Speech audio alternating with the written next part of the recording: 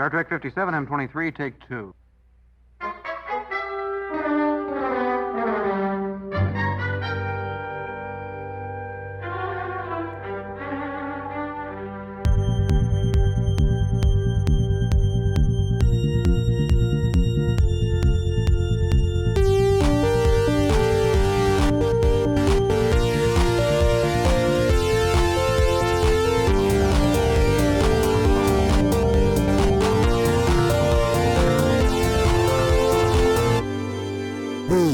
Star Trek podcast.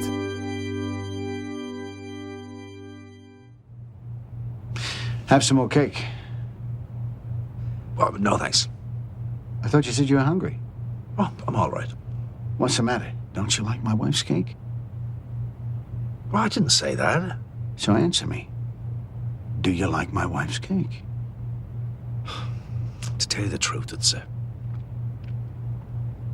little dry. You're right, it is. Had you wondering which way to jump, didn't I?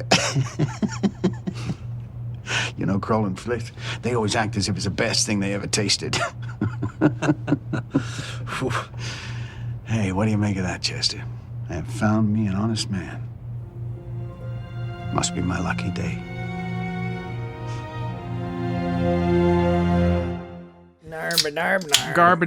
Narb. Piece of toast. A piece of toast. Okay, you guys want to start the podcast because I know how to do it. Oh boy, how do we? I know how to start Are we the going to podcast. use a different format this week? No different format. It's the same format. It's a whole starting the podcast Are we thing. gonna And every roll- week it's a roll goddamn dice? Are we thing. gonna roll dice. No dice this week. We'll start the podcast. It was actually a die. It was a die. It was a die. I'm yeah. sorry. You're Okay. right. It was a 20-sided die, and I was trying to explain. I was trying to make it accessible for a mass audience by saying dice. and I was trying when to- you say die, you sound. and I was trying to explain the probabilities of a 20-sided die versus two You mean a 12-sided. D20? Thrown off this whole I thing. was trying to explain the probability difference between one D20 versus two D12. That and- episode and was you like guys, forever ago. and you That was guys, like and you guys, 4 and you episodes guys ago. yelled at me for it. Nobody Yelled yelled at at me nobody. for it. Nobody yelled at nothing. No. You yelled at me No. for it. Okay. I would never yell at you. Look, let's start the Yelled at podcast. me. People aren't into this nonsense. They're into podcast beginning. Not podcast foonery. Like in media res. So Buffoonery? it's a simple quiz for both you. Either one of you can answer. we're the Dan, we're Jesse. we're the podcast bozos. No, all you gotta answer. It's a quiz question, and all you gotta answer is you gotta answer the question. Oh no. Buzz in if you know the answer to the question. You got it? You primed? You ready? Dan, you ready to buzz? What's the Psyched? answer? Bzzz. You psyched? Jesse, you ready to buzz? Wait, what's this from? You psyched? What You does your buzzer sound wait, like? Wait, what's dude? this movie is this from? You psyched? You ready? I'll give you another I'm hint. not clear. Today we're gonna teach poodles how to fly. Hey Fifi, you Oh, psyched? is that UHF? You ready? Yeah. Yeah, now I got it. It was weird. That's very topical because Weird Al Yankovic has a new movie. Recently, You should watch UHF. The Al Yankovic movie was released, which is an excellent movie. But no, that is not the question. That's not how we're starting You the should podcast. all watch UHF. It's very difficult for me to not start singing the UHF song. So let's. Oh, start! We're gonna start the podcast. So, the question is: either of you can buzz in, Okay. but the question is Right. the trivia question Let's do is it. What? what? What? Where? No, what? Why? No, I swear to God. Dude. I swear to God, it's what? How? What When? is Yeah. what is the most important thing? I think it just You might didn't buzz be. in, dude. I think it's fucking obvious. All right, what the most important thing is? What is the most important thing, Dan? It's kind of like maybe it could possibly be. Oh, I don't know, family. I don't know. I think you stretched that out a little bit longer than maybe was necessary. But yes, family. Family. Okay, so let's do this. It's got Star Did I Trek. stretch that taffy too thin? This is the It's Got Star Trek podcast. You ever watch them make Laffy taffy? Taffy. You ever watch them make taffy? saltwater or regular? Who are them? Do you ever watch them make those Krispy Kreme donuts that go under the glazed waterfall? What does that have to do Yeah, with that's taffy? great, dude. This is some. You're the one who's always complaining about the I whole thought stream of consciousness. that you nonsense. wanted to start the podcast. Okay. Okay, we're trying to accommodate Dan and here. now you're talking about Krispy Kreme donuts. And he's that's talking about donuts. That's a fascinating topic to discuss. Yes, perhaps on another episode of It's Not Okay. Star Trek. And we can totally talk about that now if you We want. can do we've done one episode of It's Not Star Trek before. It was called It's Got Pickles. It's not Star Trek. Our next episode of It's Not Star Trek Maybe may we'll do- indeed we be a should do donut donut. episode. Yeah. We can do a donut episode. We can do a Doff live nuts. podcast at a Krispy Kreme, Yes, if any still exists, of course they do. where you can watch them make the donut. But in the meantime, for the rest of us, Okay, you're right. I'm on wrong. planet Earth, this is the It's Got Star Trek We're podcast, on planet Earth. and we are going to be discussing this We're week going to discuss the worms. Star Trek Deep Space Nine, Deep Space Nine. Season 6, episode, was it what, 15? Yes. We've discussed a lot of season 6 Deep Space Nine. Star Trek Deep Space Nine, episode We've 15, done season 6, several. episode 15, Honor Among Thieves. Yes. And Dan, how did we arrive at this episode as the one to discuss? Through my magical podcast analyzation algorithm. Now, do we need to remind the audience about how this works? No, you don't need to go through all that I rigmarole do think again. it's a small amount of Okay, discussion, not small. less a reminder. Maybe Okay. an outline. More, Okay. more maybe a sort of a clarification. I've got a bunch of Star Trek scripts from a bunch of different shows. Like most of the Star them, Trek yeah. shows, at least all the ones that we know and love universally. And then some of the newer ones, which, you know. Are you implying that we do not love the? when I say we, I don't mean us, limited to us. I mean like Star the Star collective, Trek, the collective of Star Trek. Yes, the Star right. Trek fandom. Right. Anyways, I found some data files with the transcripts, and I used the script to like go through the transcripts and count each instance of each word. And you create some sort of algorithmic profile of each script based off of the words. Right, and then I take. Is it like one of those things where like the most used word is all like super huge and then like Oh, Yeah, no. is it a word cloud? No, I Are you should try to making word figure. I clouds? should try to implement that. That's an interesting idea, actually. And so, and word clouds. How do they like decide to ignore certain words like the and had? Is They're there programmed not to take into account words like the, right, and have, and or I, and I would guess at, yes, I would in maybe another one. I would guess that, but is there some official on. is there some official list of words that are not to be considered? Like, you know what I mean? Is there like how do they I think decide? cuss words. There may be an official list. It may also be down to the common sense of the programmer in each individual case. Because it seems like obviously they tell it to ignore certain words, but it seems like that's a lot of effort going through every non-important word in the English language. You know what I'm saying? Yes, I know what you are saying. Okay. okay. So what do we do is then we have our podcast. We have our Okay, you make a word cloud for each.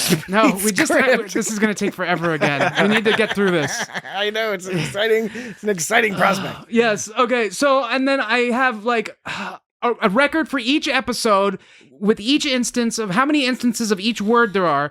Then I do the same thing with our latest podcast that we just created. You ingest the podcast; it's automatically transcribed based And it on comes the audio up file. with the same episode every time. Yes, and that's the funny part. Okay, so the algorithm last week had actually originally suggested we watch past tense, but we have already covered past tense in a previous episode a while back. And then it came up with past tense part 2. Yes. So then it said the second choice was second chances, and we thought, oh, second chances, that's great. We'll do that one. So we did second chances.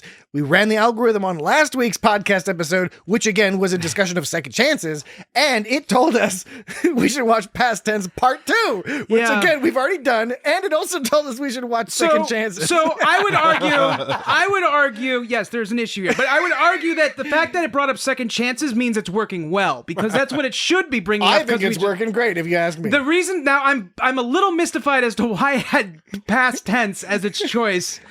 First number one choice. We already know there are It folks would have in at least been number 2. There are folks in our audience, like the host of Unplanned Trek, who and others who are trying to figure out how exactly they're going to reverse engineer how the algorithm's picking these things. Honor Among Thieves was on the list. Now, I think a clarification should be that this algorithm is not spitting out one episode. It's spitting out a ranked list of episodes. right. Right. And that's for a couple of reasons. And it does diverge. Like the list does Yes. diverge. It's just weird the number one This choice list both times. was different than last week's list, except for the first couple of options. But we also need some flexibility because our preference is to have rough parity in terms of the number of episodes we've covered of each series. Right. And so we keep track of that.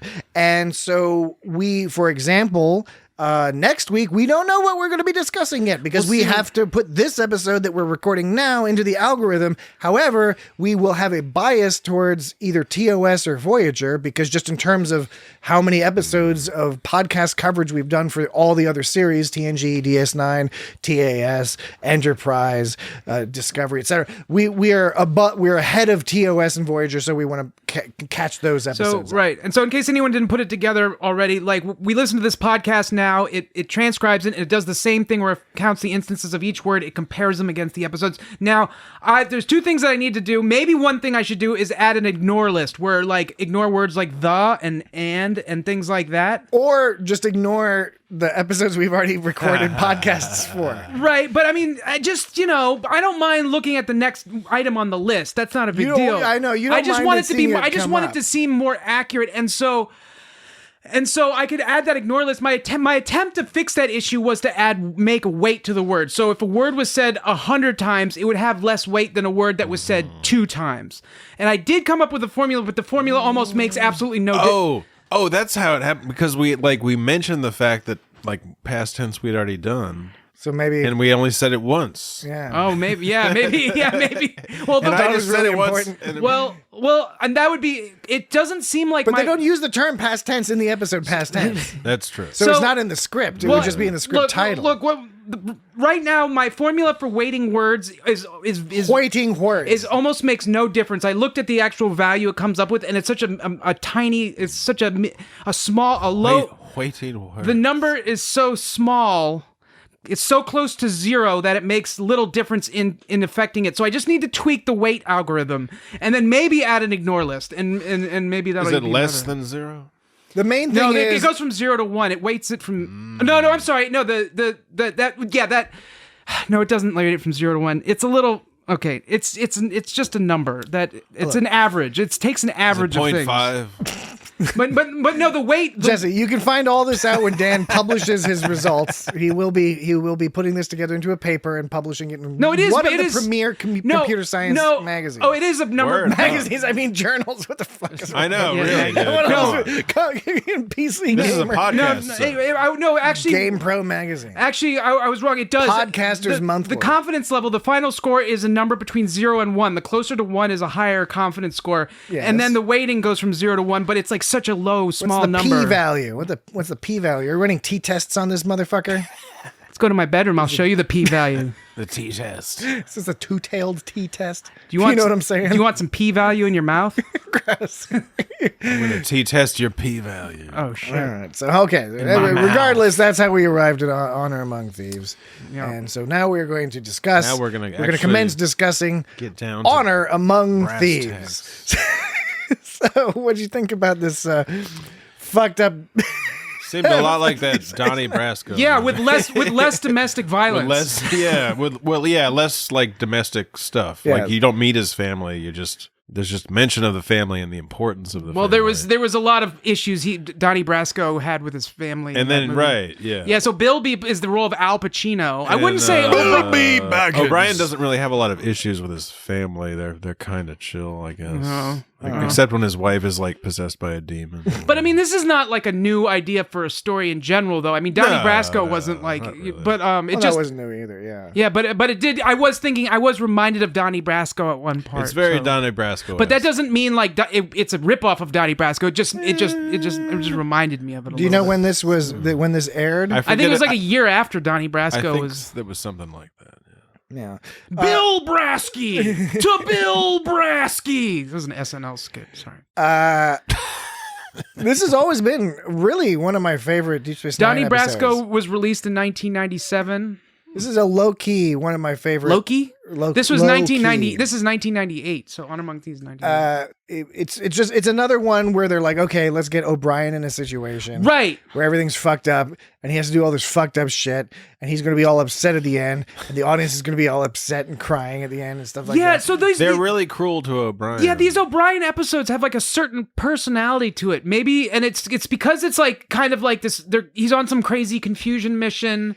He's the everyman. And then like Narratively, stylistically, he is the everyman, and so that's why when you beat up on the everyman, the audience can identify with him more than say a Julian or a Sisko. And like the other one, I forget the name of it, but the other one we did with O'Brien, I felt the episode could have gone on Are you talking about Whispers? Whispers. Okay, is that the one? Okay, I felt we did that not too long ago. I felt like that episode could have gone. This episode, it didn't need to, but it could have gone on for two episodes because it hit all the. It did one of those episodes where it hit all the points. So Whispers, as I think we discussed during that episode, it's almost like this episode might not be. This and Whispers might not be quite as much of a 2-parter, but almost like a 1.5-parter. It could have used like 20 more minutes, I think, of time. I think this episode is tighter than Whispers. There's more going to it. Whispers is a very slight.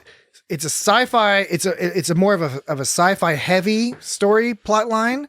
Whereas this doesn't have to have any sci-fi at all. As you said, this is Donnie Brasco. Well, this basically, there's no need for any sort of sci-fi elements in this whatsoever. It's all political and criminal. Which is interesting because it had some of the most sci-fi future city stuff for Star Trek going on, like in the opening. That opening was like super awesome, like Blade Runner almost type feel to it. The It had, guy's like, doing some kind of weird nose drug. Various Prime. Yeah, well, so is it? Yeah, so something. the outside scene, there was like some kind of flying train things. Yeah. There was some bar. It was one of those situations where it looked like it was on the street level, but actually it was like 100 feet off the ground. One of those situations, because in the future cities, street level can mean just about anything. You can be like on the ground or like up in Scott Cloud City or whatever. And then the bar had some weird sign. I couldn't tell if that was an alien language it was spelling or if it was just some weird designs. It was almost funky, like Discovery is funky. And they had some dumb clock there, and then in the background they had some like menacing looking collection of buildings that almost looked like Mordor or something, like in the center and the way back. That was awesome. But then like when they go inside that bar, it's suddenly you're reminded you're watching Star Trek because it feels like there's this like disconnect between like the local scene and then what's setting the scene, which is not a complaint. It's just kind of something Star Trek's always kind of like had that feel about it. What I like about this episode, I've always liked this episode, as I mentioned. It's always intrigued me. And part of it is because of how different it is from not only Star Trek in general, but even Deep Space Nine. Deep Space Nine, which is the gritty Star Trek. This is grittier. This is more outside of the Federation than we're used to dealing with. And it's some like really like backwater planet, right? And I think that What's it called? Farius Prime. Farius Prime. And I think that Lower Decks, a lot of the world building that Lower Decks is doing really can, if not directly, it to me it feels like it's influenced. Again, maybe not directly, but it feels a little bit influenced by this specific episode in terms, here's what you can do in Star Trek. If you're willing to do it, you can go outside of your little confines and explore these shady little corners here and there. And they've done a lot more of that on Lower Decks, like including with the Orion Syndicate, going around with Tendi and stuff. By the way, but also just more generically in the Galor 3 and or Galor 2, all the planets they go to. By the way, for an Orion Syndicate episode, there were very few Orions in it. I don't think there were any. There were no Orions. There's never any Orions in Deep Space Nine. The Syndicate is always... You're seeing the lower down people. Right. Which is the other thing I like about this episode. Even Ramos he's higher than Bilby, but he's not necessarily like the high up, right? There's still a hierarchy going on. Before we move on from the O'Brien episode... Whispers, like Whispers, this also didn't really have a B plot to it. This had the start of a B plot that didn't go anywhere. It was like, why did you have that scene? All it was okay, we might as well There was one scene where everybody was complaining that O'Brien was right. So we started at the beginning. All we do is learn that Bashir loves O'Brien. Yeah, right. We already knew that. The teaser is great, right? Because we, like as you noted, Dan, we opened up with this brilliant old school 90s matte paintings. And then you walk inside the bar and And you there's, like, immediately one little guy walking around. And you go into the bar and you immediately feel like you're in a studio, but it's like awesome. Yes. There's just something about that's awesome. Jesse noted the snorting sticks. Yes. Playing cards guy is like, oh, that guy's shady because he's snorting something with Right. some tube in his nose. Yeah, that And was then- That was pretty explicit for Star Trek. And then they're like, oh, we're ordering dinner off of DoorDash and we're gonna charge it to the police or Yeah, whoever. And he's all right. like, and make sure they have extra vellum sauce. Yeah. Oh What does yeah. that mean? So they were ordering nozala sandwiches with extra Vilm sauce. Nozala? Is that from your nose? Is it like your nose? Well, I'm wondering if that's the Krellin food they were talking Is it about. the type of bread or is it what's on the bread? Well, according to Memory Alpha, the nozala sandwich and Vilm sauce are vellum sauce. Vilm, yeah, Vellum it's sauce? pronounced Vellum, Vilm, but Vellum. yeah, you're right. It's spelled like Vilm, but like you're right, Vilm. In the original script, Vellum. in the original script, it was called a nozala wrap. So nozala sandwich. It's like a flatbread. Are you down for the Nozala wrap? Yeah. Hey, Quickie. it's the nozala wrap. It's the Nozala wrap. Hey, boys and girls in the town, get on down to Nozala Wrap Can I Town. get crisp flambertrans on my nozala wrap? Can I get Well it done, Dan. full of crisp flambertrans? I don't want your no sugary bap. Go on, give me a Nozala Wrap. Yes. Nozala Wrap. Nozala, yeah. Well, it works better when you get it right. Yeah. But yeah, Nozala and Vilm sauce, but then there's Already weird, knows stuff weird, and then boom, spiked. wait, Krellin, but the Spiked. Spiked. But this is Digital spike. real quick, the Krellin, it was Krellin food. I don't know if Nozala Wrap is Krellin food, but they were talking about ordering. He said, no, I can't get Krellin food because it gives me heartburn. So they got the Nozala Wrap instead. Krellin was the first minutes Kellen. Oh, no, the same call me a Kellen. What? What? What's Krellin then? Well, you'll never Krellin find Are out. those food. the people with originals? Typed in the wrong thing. Oh, now I'm back to Krellin food. Now I'm back to Honor Among Thieves. Okay, so Krellin is specific to Honor Among Thieves and stuff. Okay, anyway, zapped. We were talking about being zapped. Spiked, right. Because you got to use the right sci-fi future term, Right. Which is the fella. I keep forgetting his name, but he's doing his mental he's tying Kroll? in with it. Yeah, Kroll.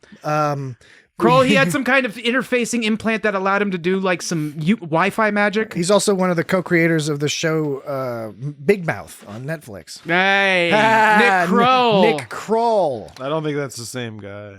He's going through changes. Yeah. But But that's what Wi-Fi magic looks like in the future, like when you can do stuff. well, he like has that. the neck connection, Yeah. some sort of neural connection. Then he's waving his hands around, closing his eyes, and Was that just so he could hack into things? I guess? apparently he was doing stuff because he does that later too, where he's like controlling with both his mind and his fingers somehow. I don't know. Maybe it's like I'm doing right now, Italian style gesticulating while you talk for emphasis. But you'd think that somebody could see this implant on the side of your neck and be like, "Hey, you got one of them elite hacksaw yeah, but they're implants. at their own bar. You know, they're like at their like. But if he's going maybe- out, but if he's out in public, he's got to hide it. yeah, but he's probably. not out in public. He's in his own bar. But Maybe- no, when he does go out in public, but we haven't seen him. Maybe he doesn't do it out in Okay. public. Well, no, but he's got an implant. He's got a thing that's implanted in his body. Maybe he uses it for his job or for his daily activities. Fine. Maybe he works at a bank. Well, maybe you're right. Maybe he works at the Bolian Bank. Maybe you're right. Bolian Bank. Bolian Bank. So, well, no, the Grafe in the back, that was the Bolian. Yes, I know. And then there's also they robbed the Bolian Bank later. But we'll get to Oh, that. yeah, they robbed the Bolian Bank. Spiked. You're right. Spiked is a very 90s way of thinking of Remember there was hacking the that internet. Yeah. television network on cable that was called Spike. Yeah. Before that, it was the Tennessee Network. It was called TNN, yeah. Grafe. Okay, and then after the spiking that O'Brien initiated in order to ingratiate himself to this crew of low-level mobsters. So there was Kroll. We don't know what kind of alien Kroll is, but He's a thingy. He's Then a Glophmorian. we had some kind of like pirate Steve Buscemi looking flith dude. Yeah. That guy. Oh yeah, that was John Davis Chandler, who's known for Adventures in Babysitting, The Outlaw Josie Wales, Capone, and Star Trek Deep Space Nine. And what we just watched. He's known Honor for the Among thing. Thieves. He's known for the thing we he watched. was on a bunch of old TV too. He has that wispy And, was on a and that bartender, Columbo. that bartender was a Bolian, right? Grafe. the bar. Yes, that you just mentioned. Yeah, I just wasn't sure if he was actually Bolian. He was blue. Are all blue people Bolians? all Bolians are blue, but are all blue people Bolians? No, of Are course there not. other Bolians that aren't blue? Am I being There's the specious? people with the mouth was in breathing things. Those Phantasm guys are 3. blue. Oh, speaking of mouth breathing thing, what about that dude with that excessive vertical mouth skin? Seemed like a real liability. Like Which that guy? dude, the Klingon weapons dealer. Oh, that guy. He had that vertical mouth. Was it cartilage or bone or skin going over his mouth? You are way ahead of I think I everybody. blocked it Okay, out. I'm sorry. We're still discussing the teaser. Okay. The opening teaser. Okay, they got zapped. And you go on. And then that's it. And then creepy spy dude. Yeah. Creepy spy dude shows up. What's his name? Chadwick. Chadwick. He's a total Chad. Oh, he was in. Connolly. O'Brien is going by Connolly. Chadwick was in Orange is the New Black. Yeah, he was in a few things. He's Michael Harney. Michael Harney. Okay, anyway, that's the teaser. That's the introduction. Great introduction. Good stuff. Jumping right into this crazy business. And yes, despite the Star Trek-y vibe of like you got the same boxes and same tables. Yeah, same maybe shady, that's what it is. It's same because shady maybe bar. it's that they all use the same decor for It's each just scene. shifted around. Right, It's like a little darker. So like the different That's what planets. the future is like. So right all now. the different planets look different, but everywhere like the They don't look that different. the decor, the interior design is all like by one like company throughout the galaxy Yeah. or the quadrant or whatever. That's believable. And that company's owned by a Ferengi. Yep. Okay, let's move along home into the first act. Move along. After the introduction, the intro theme, which is one of my favorites, Deep Space Nine. It's a good one. Lots of trumpet. First act. Some people call it a what thing? I call it a sling blade, or what is it? Kaiser Blade. Kaiser blade. it a Kaiser People call it a sling blade. I call it a Kaiser Blade. Call me A Maurice. book about Christmas. Biscuits and mustard. Book about Just biscuits how to be a and- carpenter. The mustard on my biscuit. You got the Now biscuits and we mustard. arrive at the point where, yes, Dan, as you indicated earlier, how we think we're about to be introduced to the B plot of this episode. Right. And then the rug is pulled out from under us because guess what? There's no fucking B plot. Yeah, We it's like, only why did they briefly see bother? this. And all it is everyone complaining that So Yeah, like Everything's everybody falling else apart. but O'Brien. So, right, there's so- O'Brien, they're all like, every goddamn time, every time O'Brien goes on a trip, everything. So Odo's his internal security sensor was giving him false positives. Quark can't serve flaming cocktails because he says, and he says, oh, here's an interesting sort of tidbit. If we're talking about the synthahol discussion, is there booze in synthahol? Quark says you have no idea what people are willing to pay for a glass of burning alcohol. But So- that's because Quark doesn't serve synthahol unless you ask for it. Quark is not a starship. But that does now. This is Deep Space fucking Nine, right? But motherfucker. but He's what got serves he's the got real the but shit. but what I'm wondering, I think Quark serves straight up heroin. if he no, okay, wanted. but the question is does synthahol get you drunk? And this would imply that no, it doesn't, because there's a separate thing called alcohol that Nah, does get you drunk. I think alcohol they call alcohol because alcohol is just alcohol. Synthahol is alcohol, except it doesn't give you like a hangover. And I think the idea But was does it still get you drunk? I don't know. We've talked about That's this the before. point. That's what I'm I asking, don't and know I know we have, and 100%. I know we have talked about it before, which is why I'm bringing this up. It's unclear, but he's going to give his theory about. Everyone feels very intense about this. It's like the fire at the circus. And it's the kind of thing. It's intense. Okay. That's upsetting. That type of The banal circus pun was always at the is upsetting. armory. You are It was capable never in a tent. of so much more. Normally your puns are silly, They're a but little punnier. they're outside. That's not even a puns. pun. Nobody goes to a circus in a tent. It is a anymore. pun. My- saying intense. No. What I'm saying. circus tents. No. I know. What I was. It's a No, pun. I was. No, I know. That's why I fucking said it. No, what I was saying was not a pun. As I said, it wasn't very punny. And No, that's not a pun. And something my dad would say whenever we talked about puns, he's like, "Did you think that pun was very punny?" And like, Punny is not a it's word. not really a pun. It's no. You're right. You're right about that. Punny's It's not a something. pun. It's something. No. If it's punny. If it's got the qualities of a pun. We are all it's being punny. the audience is being punished at I this think, stage. I think the word is. I think it's called wordplay. I don't think Okay. All right. That's the point of jokes, is you stretch the possibilities of words, Jesse. Let's okay. First of all, that's a debatable point. Second of all, No, let's it's get- not. That's let's absolutely get- not let's- debatable. Let's get back. You can't on just the say board. some. You can't just say, "Well, by the way, you're wrong, but let's move on." It's like, what? I don't get a say in this. No one said you were wrong. You just I did. might even be on your You side said in this. I'm that's just saying debatable. it is That a is a debatable sneaky. point. That's and it is coded. subjective. That's coded No, language that's for how saying you you're are wrong. That is how you are interpreting it. No. Yes. No. Yes. No. Tiebreaker, Jesse. No, he's not going to get involved in that. Because you know he'll agree with me. No, because he's fucking smarter than either of us. Okay, fine. How do you think he's survived longer than us? Okay, He's older than us. Okay, true. okay. He knows how to navigate this nonsense. Okay. A couple of years. Alcohol synthahol. You were talking about alcohol synthahol. My guess is that. Come on now, brother. My guess is. Whoa, what was that? That was a weird thing you just said. I've never heard you say that. Never heard him say brother This is the before. first time for everything. Okay, come Brother. on. It's Come all on. good. Whoa there, doggy. Oh there, brother. Who are you, It's like, brother? I was listening. Let me tell you something, dude. I was listening to a podcast about Gremlins 2, and they were talking about the scene with Hulk Hogan where the movie stops and Hulk Hogan demands that the movie start back up again. And they were talking about how on the VHS version of Gremlins 2, they don't have the Hulk Hogan scene. They have a different scene that makes it look like your VHS tape is broken. And it doesn't have Hulk Hogan. That's so that if you wild. were into Hulk Hogan, this was on Scott Hasn't Seen, by the way. Because they didn't want to pay Hulk CBB Hogan World. for all the home videos. I They think just it was- had to pay him for the movie. I think it was more that they wanted to do the gimmick of if you're in the theater, you see the film break and Hulk Hogan. Do you think Hulk helps Hogan's fix it. feelings were hurt? I bet. I don't He know. seems to have a lot of feelings. Okay, feelings are to hurt, get back brother. on track, I think synthahol probably lets you feel a little toasty, but then like in a pinch, Toast. if you got to sober up, you can. You're just making that up. Yeah, I am. This is fiction. This is a fiction universe. Yeah, but you're basing that off nothing. I'm basing that off of the opinions of others who have come before me Okay. and have come up with that conclusion Okay, so based off of very limited evidence. fair enough. So Bashir has infirmary problems.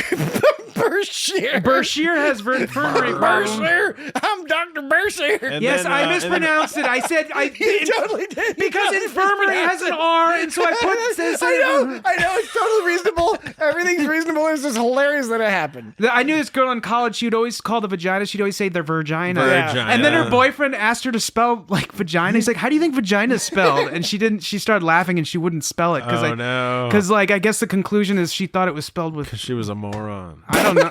Well, I'm not gonna say that. I mean, I don't know about women and their relationships with their vaginas. And then like Worf and Dax couldn't get up the fucking elevator. 'cause yeah, it the didn't work turbo well. lift. Is this I'm were, sorry, were the they turbo dating? Were they lift, yeah. dating at this point? I think so. They must have been. This is Yeah, season 6. yeah. And Yes. Kira I think is they're married. Kira is surprisingly calm because she usually, you know how mad Kira can get. Kira gets, she's gonna bite you. But man. she was like, but like when they were all talking, when she talked to Bashir, she's like, "Let me guess, let me guess." I think Yeah. honestly, I think Kira was just loving everything's getting fucked up for everybody, and it's not her responsibility. I know. Your responsibility. You said responsibility. Yeah, I was You sitting said there- You said responsibility. Yeah, I did. Oh, it's so funny. It is pretty funny. Oh, it's so funny. I know. Oh, it's so funny.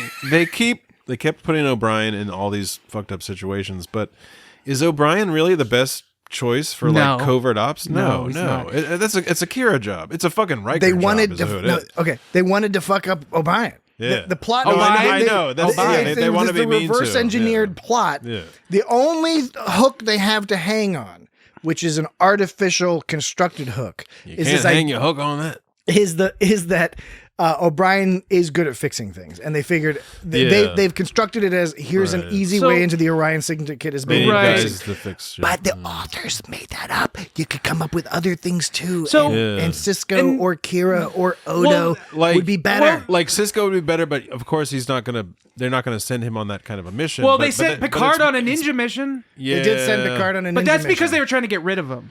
Yes, they But wanted it's to get rid of definitely him. it's a Kira job. But even Dax could have done it better. Yes. Okay, so now the other little bit of the first question I would ask is why don't they send one of their undercover ops? But they explained that they said they've got 5 killed in the They last keep year, dying off, and yeah. it seems like there's an informant who's leaking information. So I guess all the And we'll not point out we'll not point out that it's weird that the person who controls the weather on Ryza has access to the identities of embedded intelligence officials. And that he's a Starfleet well, person. you just did point that out.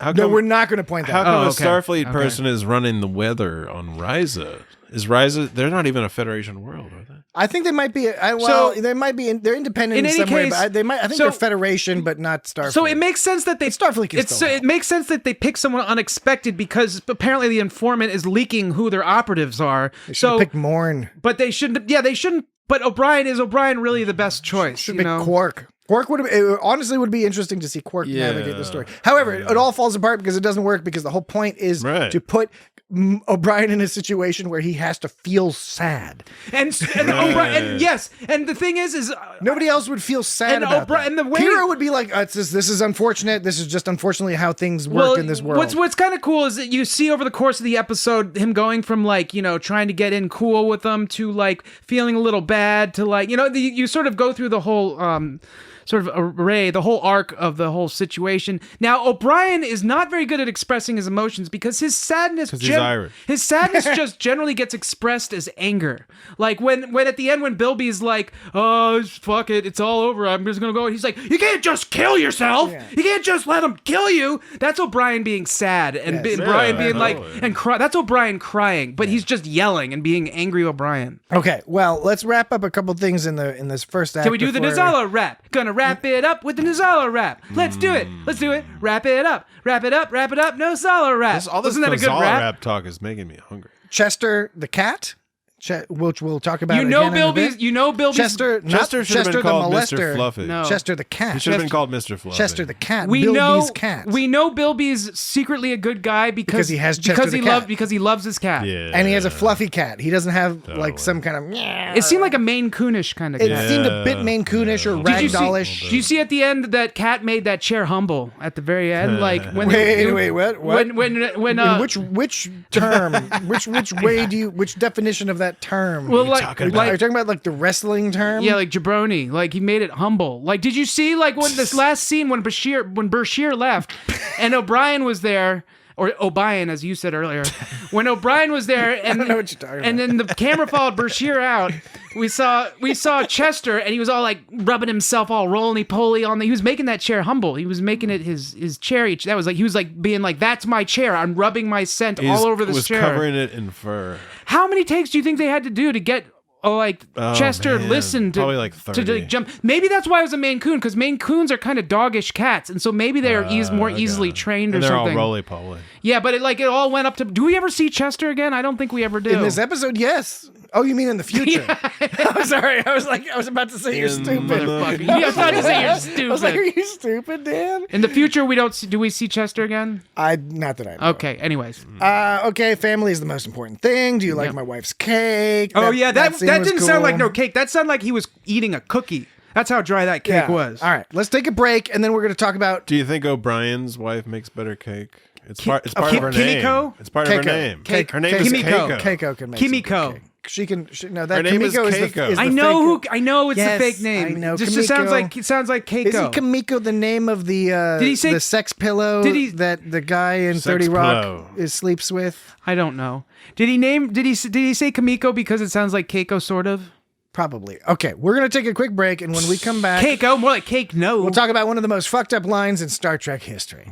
Oh, wait. I'm overselling this, but, that's the point of this whole I think I might know which line you're talking about. You might know. Okay, all right. We'll be right back.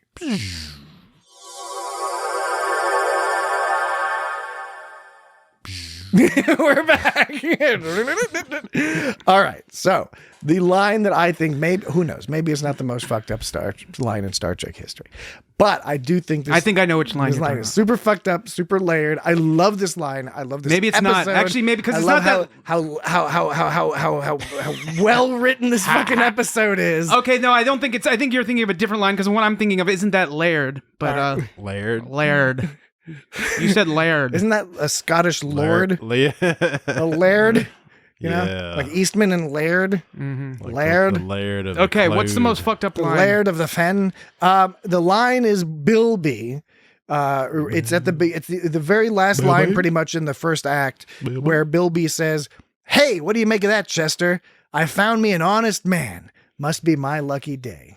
That's the line I think is brilliant. So yeah, that's a layered line. Yeah, it is a layered line. Because it is not his lucky day because he's about to get fucked because he's met O'Brien. Yeah. But O'Brien is an honest man, except in this context where he's lying about his blah blah blah, his etc., his business. His name's not Connell. His doodads. So that's the first and he's talking to his cat. Right. So this is the first line where O'Brien starts to feel bad. Yes. That's the first feeling of guilt that you see, and then it's a commercial break. Yes. The next one is when O'Brien fixes that rifle and Bilby uses it to kill the skin face Yeah. weapons It's a dealer. Klingon disruptor.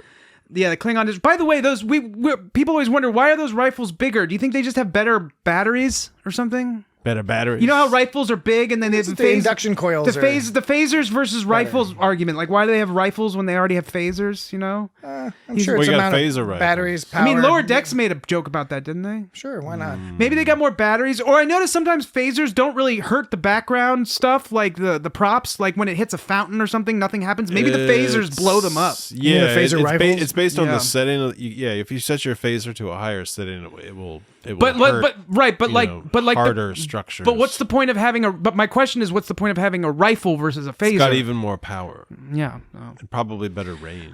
So yeah, that was so there was the sort of Except it's a beam, so it always has the same. it went from O'Brien playing Bilby to then O'Brien felt bad, and at some point they sort of blended, and O'Brien at that point it started spiraling out of control.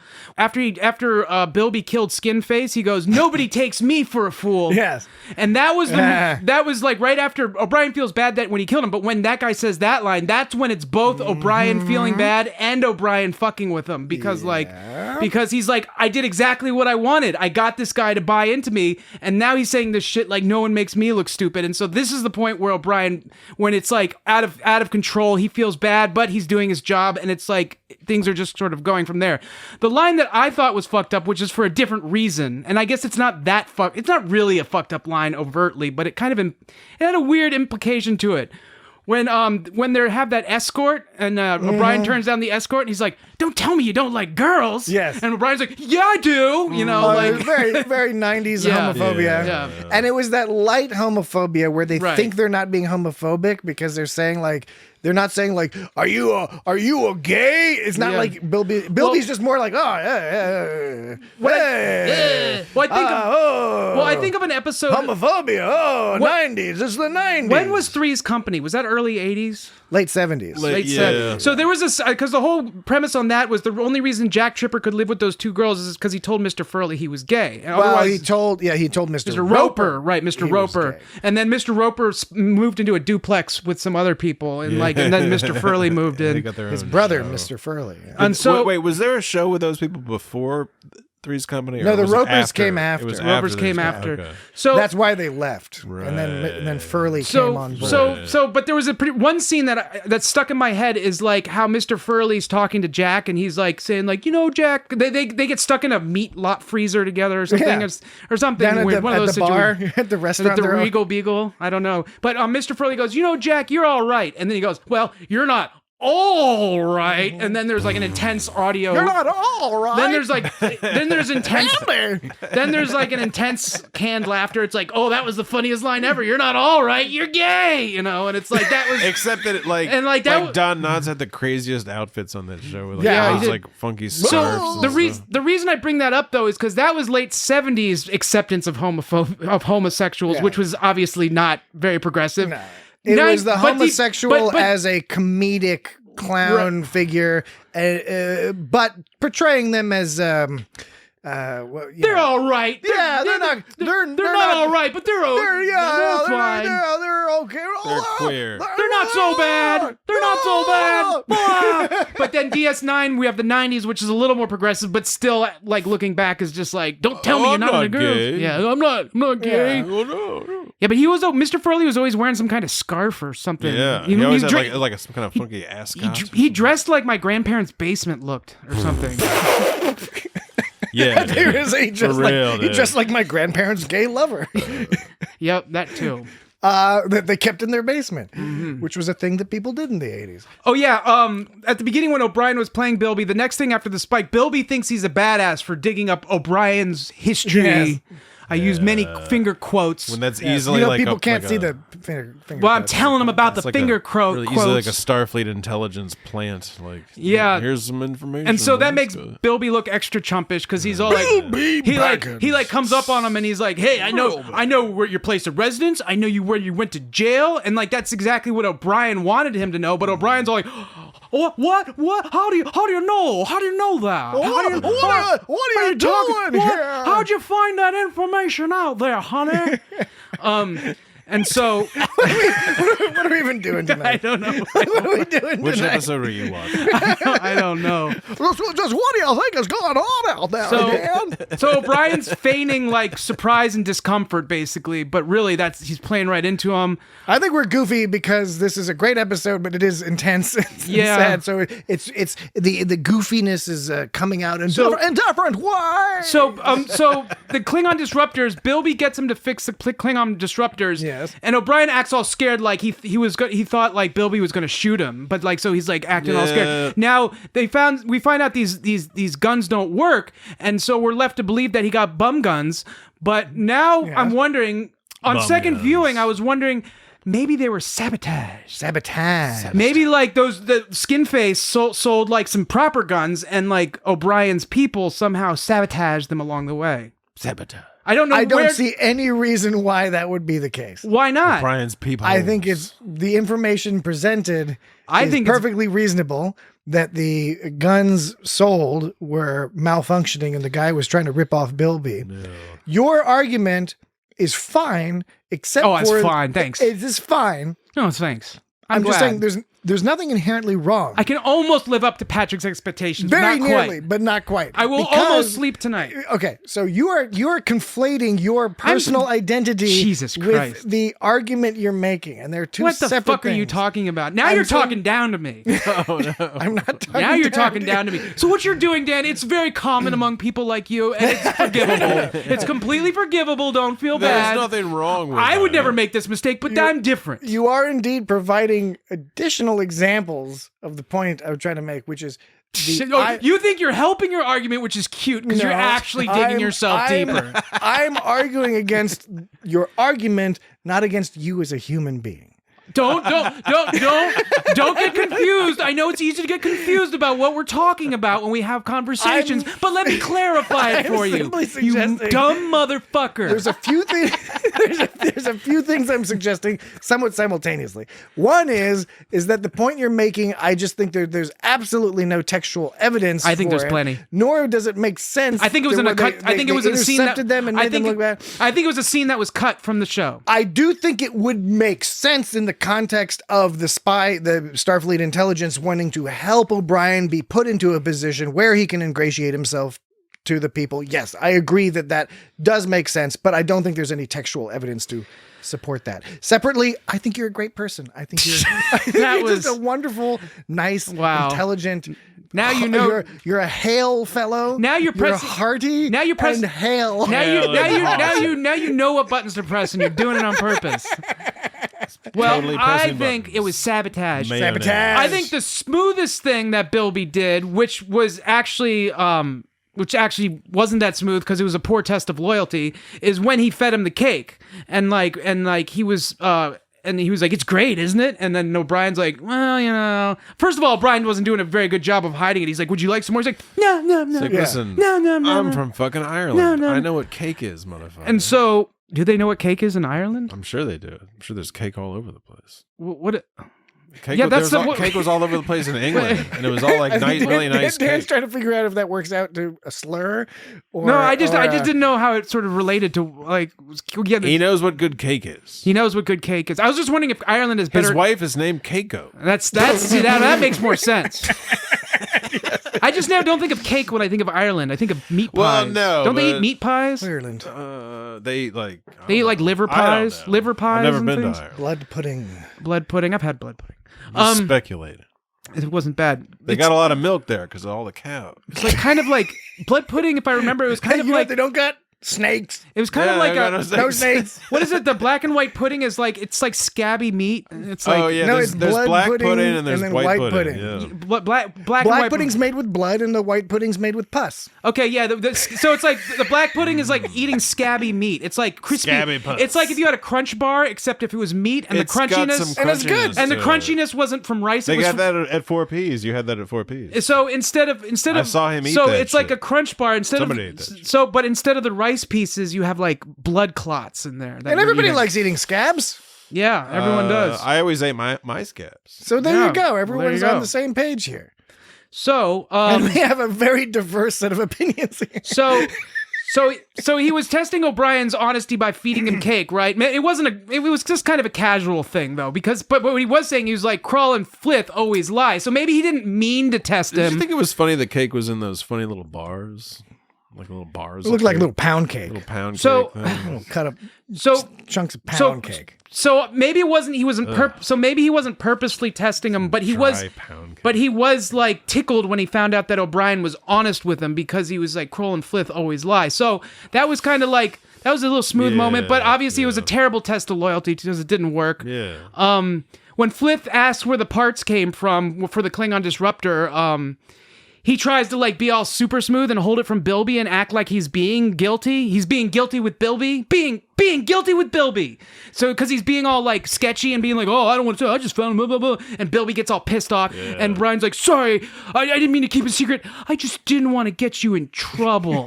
So that was like a double maneuver. That was super slick on Brian's part because not only was he like fixing his shit, but he made it seem like he was lying when really he was just lying to protect him. And so so Bilby He just got it from Starfleet Intelligence. So he made Bilby get angry just so he could feel that much more guilty afterwards. So that was pretty slick. You know what was slick? I'll tell you what was slick. That green suit? Well, first of all, yes, the O'Brien's criminal underworld suit was... Irish O'Brien with his pretty green suit. You know, I hadn't made that connection. Oh, man. That's Yeah. racist. Yeah. It is. Yeah. Well, it was the 90s. It was Rick Berman. What are you going to do? Some might argue I'm racist for pointing that out. Some might. And no doubt will. but what I was going to say was, the writing's really good. Writers very slickly, they introduce us and ingratiate us towards this Bilby character early on. Bilby Baggins. And then they What is show going him. on Then tonight? they show him murder a motherfucker in cold blood. Yeah. Right? Which was weird because Bilby was like, we get this feeling like he's a good guy, but It's that's not. just It's weird, but it's not in the sense that the writers are trying to say, okay, we've Don't made you for- like this guy. Now we Yeah. know this guy's a fucked up piece of shit. Yeah, it's true. And he's working for fucked up pieces of shit because then the Vorta shows up. Mm-hmm. And at this stage in Deep Space Nine, it's like, what? Yeah, right. The Orion Syndicate's working with the fucking Right. Dominion? Right. What? Oh, man. What? What? So Does that ever come up again later on? not this. Well, you know, I don't remember specifically with the Orion Syndicate, but the fact is, But what? But But what? You guys keep peeking. What?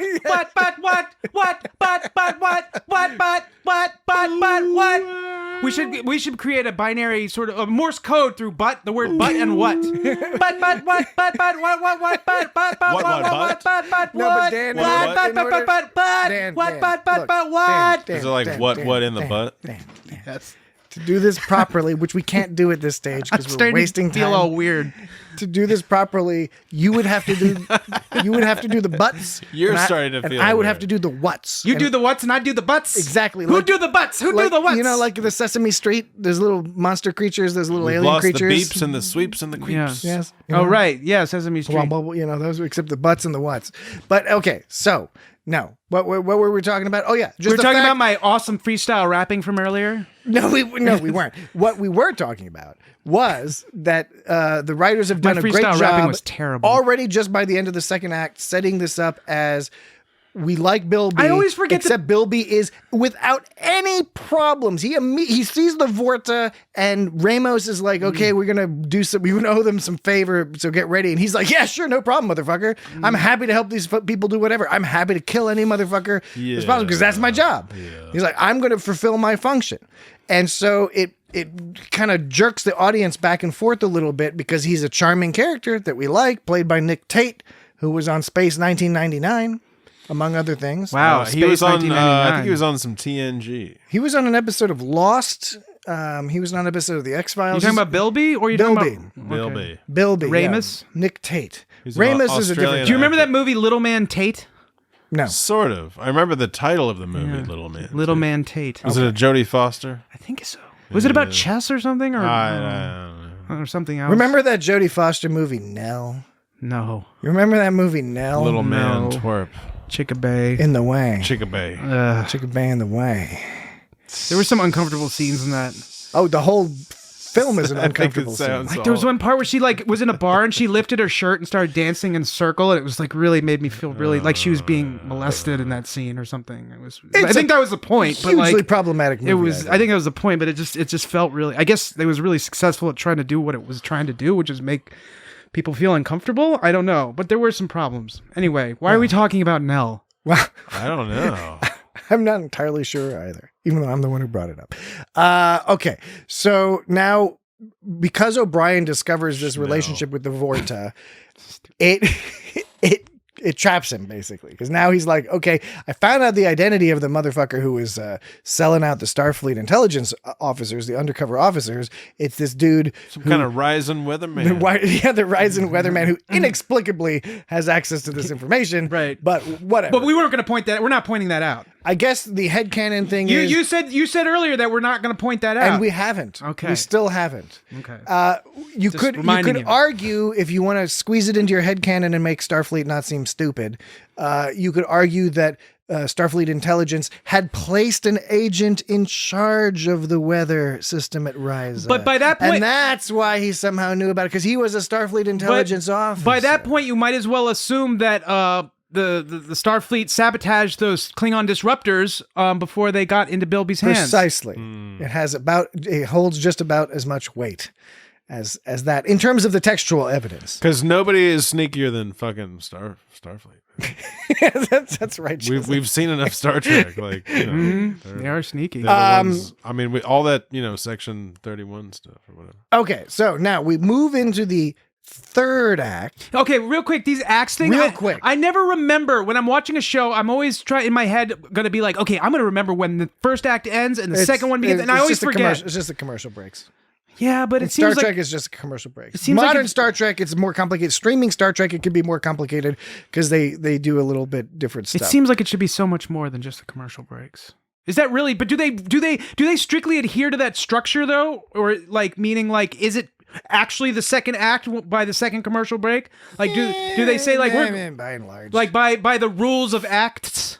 Because you can sometimes they have a fade to black because you can have a break. Because you can have 5 acts and that means something else. No, it's a Star Trek is basically a 5-act setup. 3 act. Nah, it's like a teaser 5-act. You could call it a 3-act, but the two of the So basically, but there's like when 5 you- segments. So when There's you say 6 segments. so you're There's the admitting teaser and you're 5 you're segments. admitting that when you say the second act, all you're saying is the second after the first commercial break. You're not actually talking about an act structure. Not after. No, so you have the teaser, and then you have the intro. Intro doesn't count. You have the teaser, and then you have the first break, the first section, first act.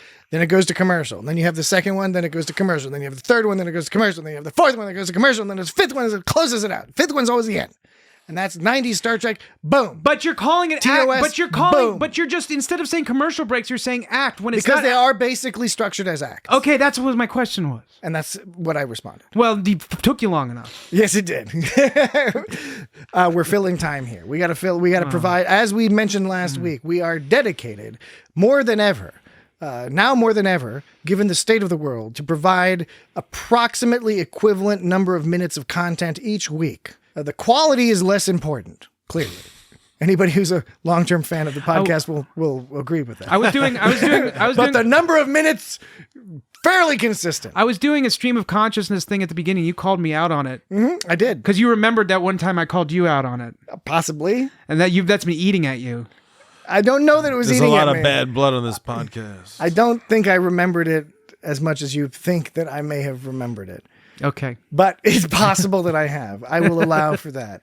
I may not have self-analyzed thoroughly enough to... Well, maybe you'll sleep better at night now that it's all out in the open. to dig that particular emotional splinter out of my fucking brain. Splinter. What's it from? Splinter. Yeah, I was about to say Star Trek TMNT. Star Trek TMNT. But that was from the 1990 movie Teenage Mutant Ninja Turtles, which is a fantastic movie. It's great.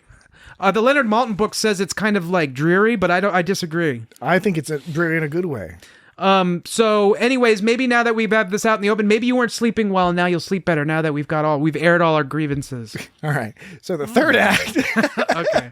The third act opens with O'Brien and was it Kroll trying to hack into what we find out is the Bullion Bank. The Bullion Bank. I just like this scene because obviously from a story standpoint, this scene is supposed to demonstrate that how much deeper O'Brien has gotten into he's this. maintaining the status quo of his position. Even basically. I'd say even more so because before he was sort of like helping them here and there. Now he's like in the middle of a heist, and he's like a core part of it. He's not just helping find some weapons. And even though he's parts.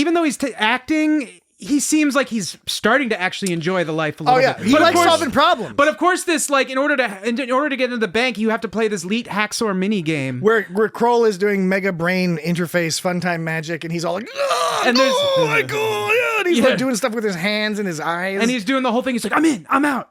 And they have like this thing on the screen which is like straight up like out of video games when you have to like pick locks or or hack a system.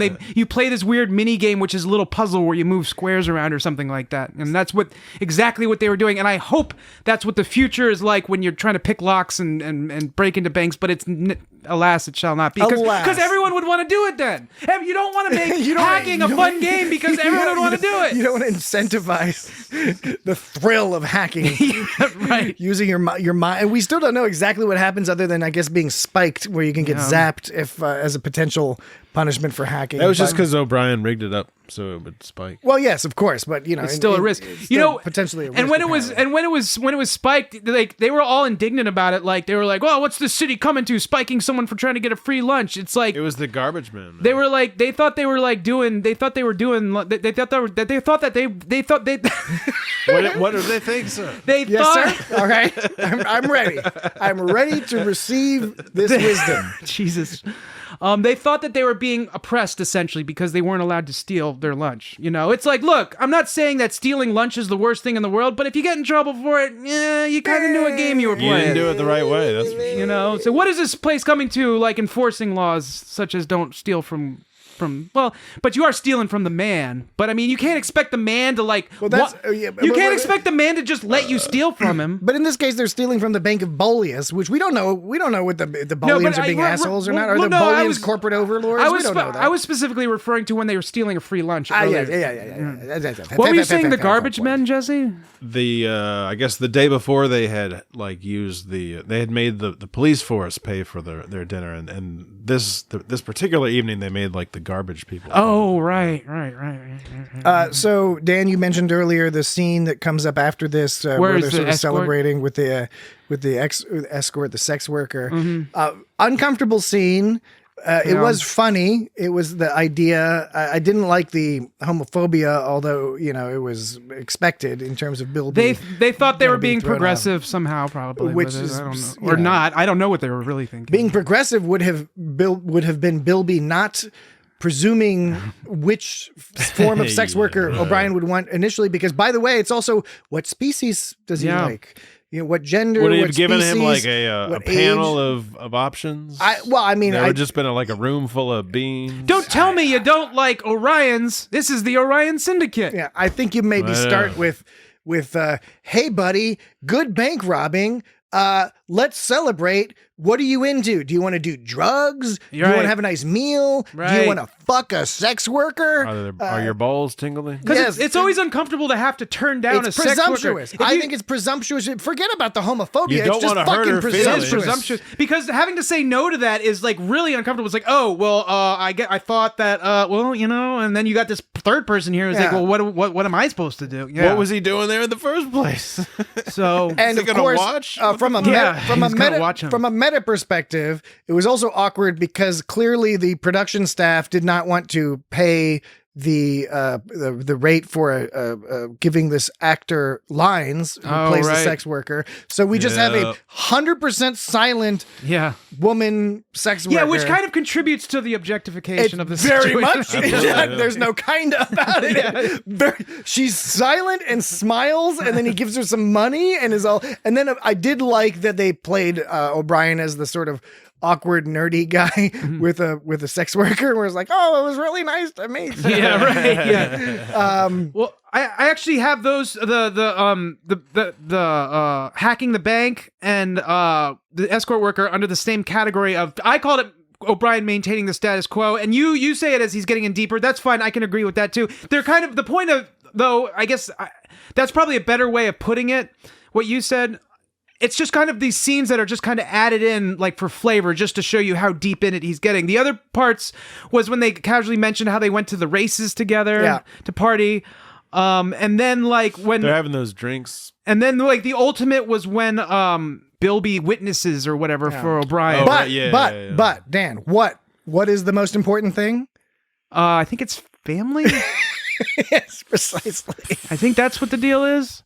But and then plus like the fact that the Vorta spotted O'Brien as the guilty party. Yes, like, I love that. I love that. I love that. They probably knew who he was. But that's not until the fourth act. We're not there yet. Oh shit! Let's finish up third act. So Bilby, the other line that I think is interesting to point out is where Bilby says that he can see O'Brien for who he is, and he says like, "You're one of the most lonely men I've ever met. You're so alone." Right? Yeah. And that was interesting in multiple ways, because one way you could interpret that is that O'Brien feels alone because he's on this mission, because it's sort of against his will. He's sort of, not against his will, he's Starfleet. He didn't want to be on the mission. But he didn't want to be there, and he was missing his family and all that. So you could say that the vibe of loneliness he was giving off was a result of being separated from his family, and that's where he was lonely in that sense. The other way you could interpret it is that there is something about O'Brien, which is even though he has a loving family and children, and of course many colleagues, and Julian Bashir, or Bashir, as Dan would say. Yes, that's what I love to say at all times. Dr. Julian Bashir. That he's still Bashir's Virginia. He still has a loneliness about him. And that also could be the part, sort of a psychological isolation that happens with O'Brien. And that maybe is part and parcel what makes him a great character to play these sort of stories with, where you kind of put him through the ringer. And I don't know. I'm just tossing that out there, as I think there are multiple interpretations there. Oh, and this is the point where O'Brien is starting to be, this is at the end of Act 3, or whatever you want to call it, when O'Brien's talking to the spy fella. And that's where he's the first indication that he's starting to get cold feet, where he's like, okay, I don't know if I want to be like involved. I think in the this shit first anymore. indication was actually when they got him the suit, and like he goes to Chadwick, and Chadwick's like, Chadwick's like, nice suit or whatever, and Brian's like, yeah, he got me a suit. He's like, oh, cool, that's a cool guy or something, and O'Brien is like, yeah, that's just how he is. Yeah. And that was like the first moment O'Brien started seeming that. like he was getting attached to him. He's like, that's just the kind of guy he is. I would say, to me, he's still into doing his mission at that point, but he's starting to turn the corner, and here is where he's like, ooh, I feel like I'm doing something that's fucked up. He's starting to feel more like actively fucked up for doing what he's doing. And he's justifying it with this idea of like, oh, he'll just go to prison and he deserves to be in prison, which he does, because Bilby is a murderer. But a criminal. But the thing is, and he's cavorting with the Vorta. Cavorting with the Vorta. He's cavorting.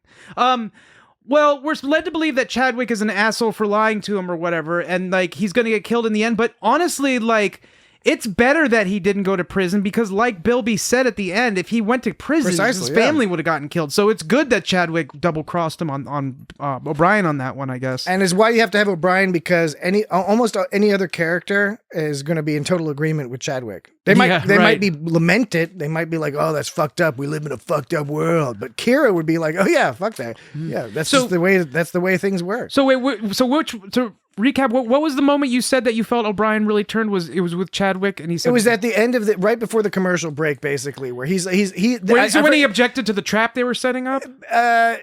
Sort of. This is before like it's before the trap, really. It's not that, because that happens in the next one. But he objects to them the idea that they're that when he's like, oh well, we'll give him away. And Unfortunately, I forget the exact line, but it's just that he started at this stage, because then you get into the next, like starting into the fourth act. Which, how about this? Let's take a break, and then we can close this out with the fourth and fifth acts. We can plow through those. Plow through those.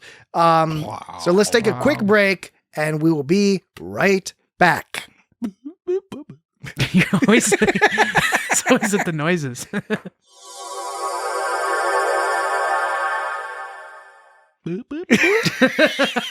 Okay, yes, we're back. Jesse's a noise machine tonight. Yeah, he's an improv machine. Okay, so the fourth act starts with Ramos and his Vorta friends come back, and there's the whole traitor scene. And that's where they kill Flith. Now, okay, yeah, so that scene, now the Vorta's like... Vorta Gelnon is his name. Vorta Gelnon. That's when Vorta looks at... Vorta is his name? No, that's his species. He's who he is, yeah. He's a species He's listed Vorta. in the cast as Vorta Gelnon. What does that mean? Oh, is his name Gelnon? Okay, because I was like, Vorta's a species. I thought you were saying, like, my first name is Vorta, my last name is Gelnon. Gelnon the Vorta. Okay. You're damn... You sure it's not Vorta from the province of Gelnon? I don't know what it is. Okay. I don't understand what those people do. I don't know what they do. They Vorta kind of things. But and Vorta, right? And Traitor. He pointed, thank you. He points to O'Brien. He's like, it's this guy, right? Yeah, and he's totally right. and so Flith is saying like, yeah, it is this guy. Now, do you think Flith actually did seem like he suspected him earlier on when he was questioning O'Brien about where he got those Klingon disruptor parts? But also Flith probably wants to take the distraction off of him, the eyes off of himself. So I think both things can be true. He can still feel shady about O'Brien to begin with, and be trying to cover up his own tracks because he's doing his own shady side business. Right. Okay. So we got that scene opened up with and done with. And is there anything else to say about that scene? Well, I think the other thing to say is, again, we've already seen that Bilby has no problem killing. Right. No problem at all. Cold blood. Mm-hmm. We see that he has no problem dealing with the Vorta. Literally not a moment's hesitation to say, like, yeah, sure, I'll help you with whatever. And here, now we see he has absolutely no hesitation when they're like, oh yeah, we're going to totally kill the Klingon ambassador. No problem at all. It's a reminder that it doesn't matter how charming and nice this guy is, and how much he loves his family, and how much he loves his cat. How much he thinks that the family is what? Relatively important on a scale of important things. Yeah. It's high up there. It's high up there. It's high up there. Yeah, I would agree with that. Near the top of the list. Near the top of most lists. Close enough. It's asymptotic. Plus or minus 3 family points. If the most is a perfect ideal of something, it's an asymptotic sort of graph. But you're doing like an overtop. Wouldn't you mean like an undertop? No, that's asymptotic? No, you're talking about parabolic, I think. No. You're talking about parabolic. Asymptotic goes this way. No, asymptotic. The audience is missing out on the gestures where if the audience could in fact see the gestures that Dan and I were making, no doubt the audience would immediately say, Patrick, you're the one who's got the right gesture. I think asymptotic. It depends on, you're talking about scooping up like this. No, you're talking about if it's in relation to the X or Y axis. Asymptotic simply... What are you talking about? It's generally thought of as the Y-axis, or the X-axis, rather. Anyway, look, asymptotic just means you get closer to the value and you never reach it. That's what asymptotic means. Yes. Parabolic means it's just like, it flies away and just like... No, parabolic goes up and down. No. X squared. Graph X squared. Wait a second. Did I get my words mixed up? Y equals X squared. You'll get a parabola out of that. It's a parabola. No. Trust me. You'll Okay. get a parabola out of that action. Yeah. Y equals X squared. Plus or minus. No, a parabola. No, a parabola a parabola isn't the wave. That's I'm not talking about a wave. When I say parabolic, it's kind of like the inverse of an asymptote in a way, because instead of getting closer to a number without reaching, well, it's kind of like it's asymptotic in the other axis. Why are we getting in this fucking discussion? Because you're nerds. It's got no. math. I was thinking of It's got graphs. Parabolic just means it's like an arc that runs, whether you're negative X or positive X, it runs up to infinity real fast. The Raiders of the Ark. Of the Lost Ark. Raiders of the Lost Ark. Anyways, I don't know. Raiders of the What Lost about a So- hyperbola? So okay, what about hyperbole. poopy-bolic? So this was like the last point in my O'Brien getting deeper into the sort of system, and this just shows this is sort of the representative of how deep in he is that the Vorta straight up spotted O'Brien, and they didn't think twice. They were like, nope, it's actually you're wrong. I don't know why you thought that. And so basically, it just shows like both Ramus and Bilby like trust O'Brien 100% at this point. And even the Vorta, actually, right? The Vorta, once they shoot the other fella, Fliff. then the Vorta is immediately perfectly happy to discuss his whole evil plan. Yeah, and in fact, as give the political science behind, Right. the strategy behind the plan. So okay, yeah. So I want to talk about this whole thing. So they talk about the ambassador wanted to break ties with the Federation to concentrating on defending the Empire against the Dominion. This is some real politic Stuff. Now that's kind of with a K. Now what's the motivation for that? Because you would think an alliance would only increase their chances of survival against this third party, right? Like the Federation, the Klingons, they're You're buddy. talking about the Klingon position.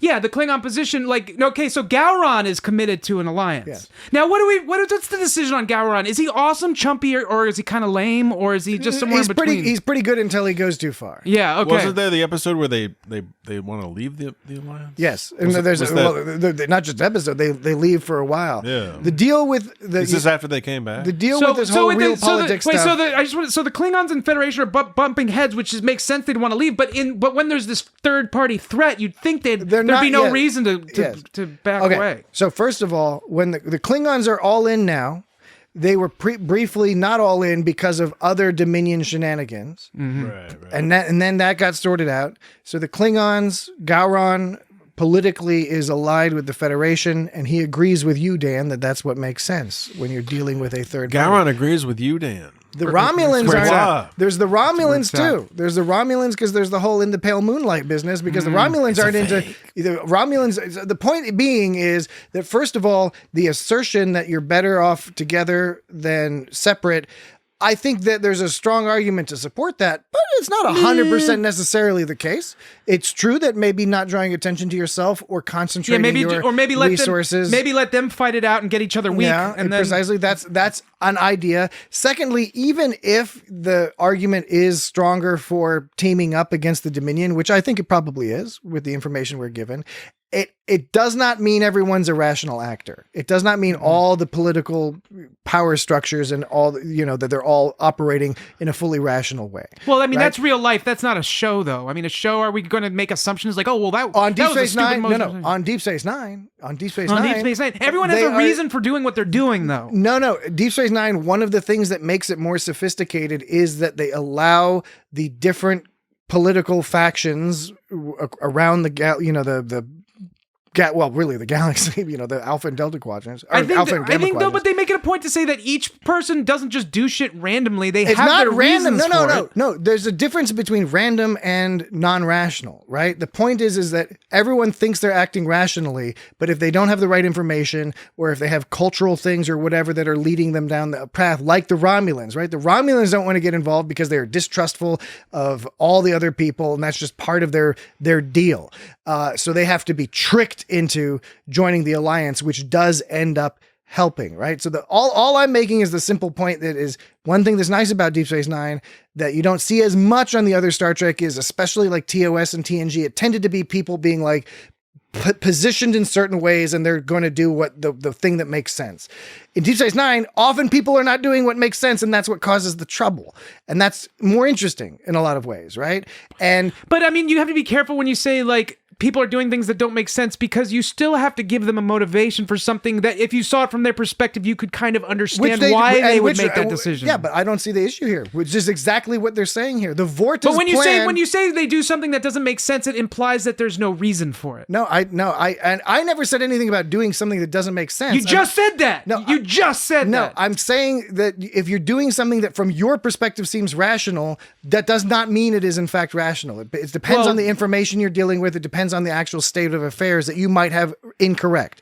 And so the whole Vorta plan here, the whole Dominion plan here, and by the way, I think the other implication we're supposed to have here, this is not their plan for the war. They're doing this all over. Every opportunity they can, they find these little opportunities. And by the way, the Federation, I'm sure, is doing the same thing. You find these little opportunities to sow discord, to cause problems, to cause distractions. And this is one of many plans, which is this particular Klingon ambassador. He wants to get the Federation out. Right? You're not going to elevate him. He wants to not ally with the Federation. You're not going to elevate this guy to Chancellor and have him control the political dynamics of the Empire. But by killing him and blaming it on Gowron, you can cause Gowron troubles. Right. Well, which may down the line. And see, lead that makes sense what they're doing. It's just the end game they're looking for to separate from the Federation is kind of questionable. But it does. They don't even have to do it. It can just be like Gowron dealing with protests or Gowron having fewer resources. Well, that's how this stuff works. I understand like the idea of like trying to like make Gowron look bad. I understand the method. Okay. I just don't understand the motivation for the conclusion. The conclusion being let's separate from the Federation when this third party is attacking us. The only logic I could see for doing that is you're talking about the Klingon motivation? Yes. He's already explained that. He said there's a segment of the Klingon population who believes that's the case. I know, and what I'm saying is that segment of the population... they gave the reason was, which I said before, is pull in and gather all their resources around Kronos. Like that's the argument. The argument is fuck those other people. Why are we spreading ourselves thin fighting a war? We should save all that stuff and protect just fucking Klingon space. That's what we said at the beginning. And I think... No, we didn't say that at the beginning. Well... If we didn't, I apologize. But I thought that was what we should have said. I understand. I understand the methodology of trying to like do some like political warfare, or saying like making rival houses look like they. Maybe they are counting on too much, and they could have explained it a little bit more. But that was the implication: was this that you get people focusing on their own shit, a la the Romulans, you know? I can see a la the United Earth in Discovery season 3. I can see like letting the Dominion and Federation fight each other out to weaken each other, and just to sit back and watch that. That's kind of what you do in Risk, because and again, not to belabor the point, you can have that opinion and it can be a stupid opinion. Right. It can be a dumb strategy. It can be dumb. Based off of your own internal whatever. Dude, that's dumb. That's dumb, dude. All right. So that gets us mostly through the fourth act. Of course, the end of that is where finally O'Brien is just like, fuck you, Chadwick. Like punches him in the face. Boom. And goes to try to warn Bilby.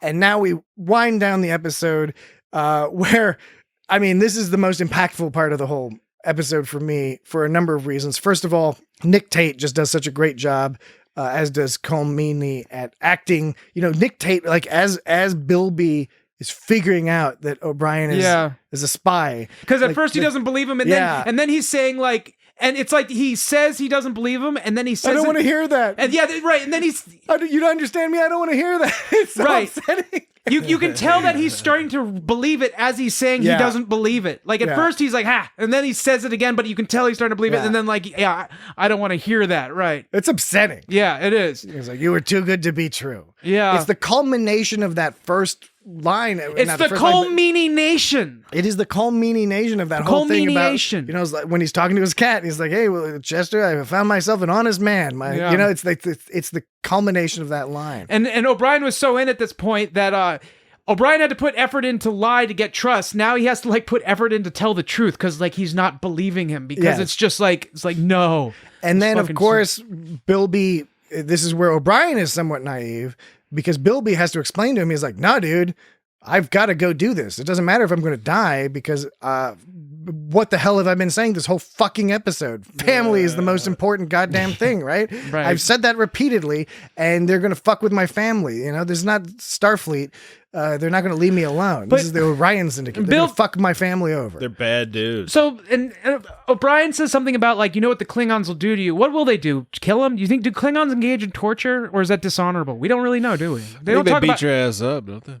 Regardless, I think Romulans are be great. Cardassians are probably more into torture than Klingons. Cardassians are definitely into some sort of torture. Yeah. So, but when Bilby does say one thing that I don't know how this plays into anything, but he says, so earlier on, it was the Vorta was calling Bilby, he's saying he was like a Jem'Hadar, Yeah. like, which is kind of like emphasizing Bilby's chumpiness. And you Yeah, could tell his Bilby jumpy loyalty. Yeah, and you could tell Bilby wasn't too into that. He was like, and it's funny at the beginning when he first meets O'Brien, he's like, "Do you know who I am?" And it's just like some mid-level mobster. I mean, Yeah. you're nothing, but by the end, he finally realizes that he's kind of a chump, right? Yeah. And so He's like, you weren't even after me. yeah, right. Yeah, right.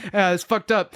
And so he says, like, I suppose the right thing to do would be to kill you. So why didn't he do that? Like, Because he's a nice guy. because he's a nice guy, or He is a nice guy. or was he just rather wither and die? Does he just given up by No. that point? Does he really just embarrassed? He says it's for his family, but do you think he's just so embarrassed that he's like just gonna be like, it's better off if I die rather than kill? I read the character as a fellow who, for various reasons, got involved in this business, rose through the ranks a little bit, got himself a little piece of the pie.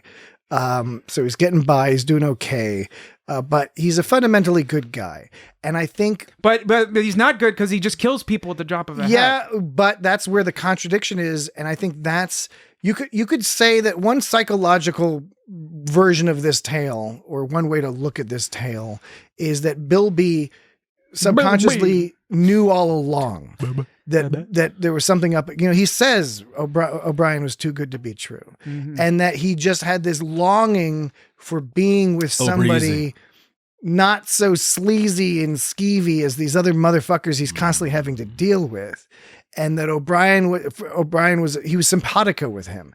And that, you know, one argument is that he was so simpatico with him and so desperate for that kind of a nice connection that he overlooked and overlooked the obvious. The other version of it is that he didn't overlook it. He just sort of suppressed it because he didn't care, or maybe he even knew that at some point or another this wasn't going to work out for him. I don't know.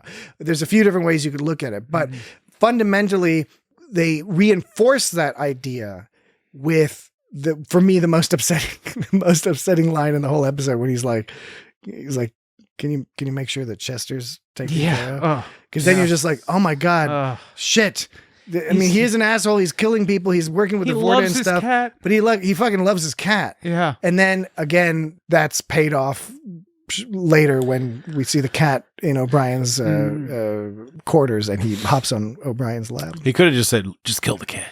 Yeah, he could have. He could have said, "Fuck that cat," but nope. He's got a heart. Yeah. He's a gangster with a heart of gold.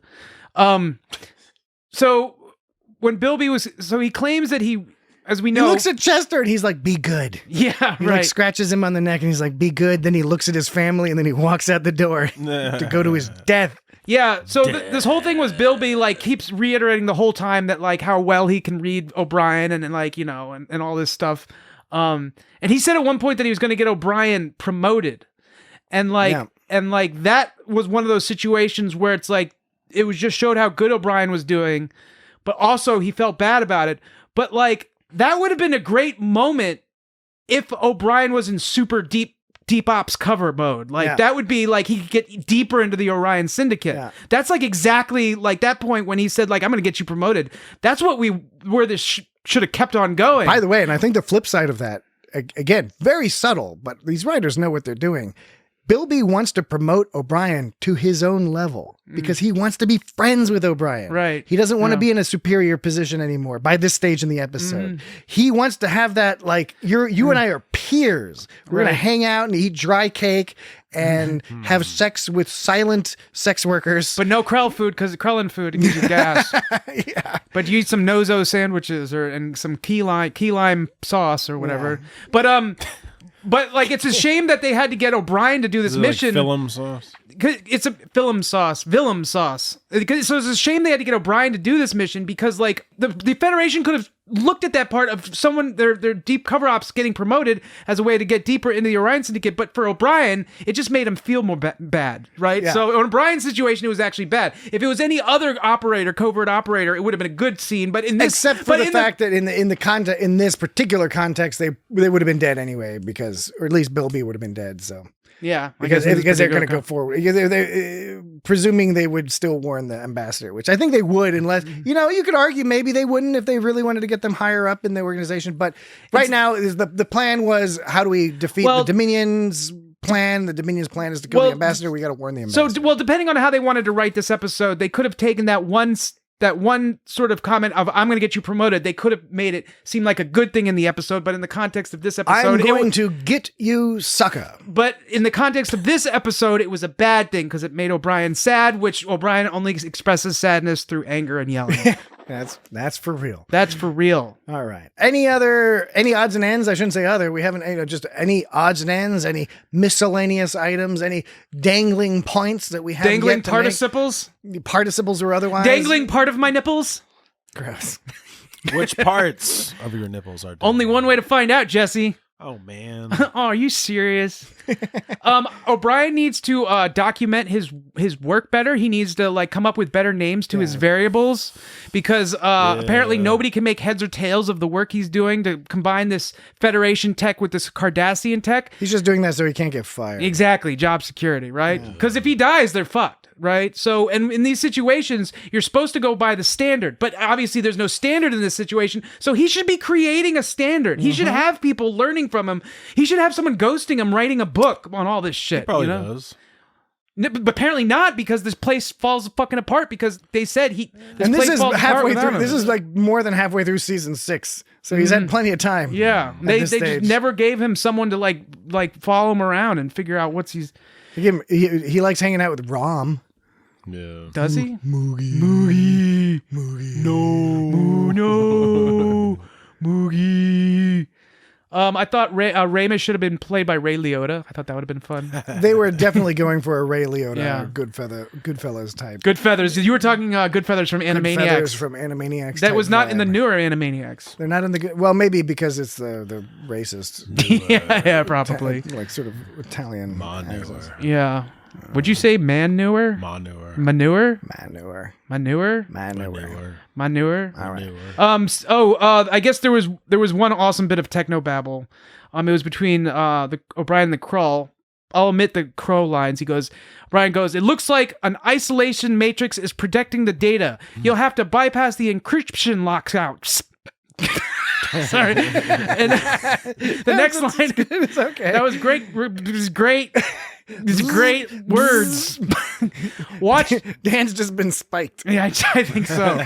Then the next one, this is one of my favorites. He goes, "Watch out for recursive data loops." Oh, I love the recursive data loops. You don't want to get diverted into a backflow. No, you don't. I have that in my notes right here. Sounds I really bad. forgot to mention that. If I can watch out. The recursive data loops. Now when you're in the mind game interface. And then when he said sweep the matrix, all I could think of was in Karate Kid when they go sweep the leg. And he goes, "Sweep the matrix, but O'Brien, I'll be disqualified." Watch the Karate Kid and you'll get that line, that joke. Yeah. I think a lot of people have seen the Karate Kid. Not everybody listening to this particular it's episode a fairly of the old podcast, movie, I guess. but a fair number of people. Yeah. A fair bit. Ralph Macchio. Some people who haven't seen the movie will still be familiar with the sweep the leg due to just the cultural influence of that particular moment in the film. You know what? You're right. Yeah. You know what? Okay. I thought so. That should do it for us this week. We've provided the requisite number of minutes of entertainment. Pretty good. Or I shouldn't say entertainment. I don't want to be presumptuous. The requisite number of minutes. Context. Yeah, really. We'll leave it at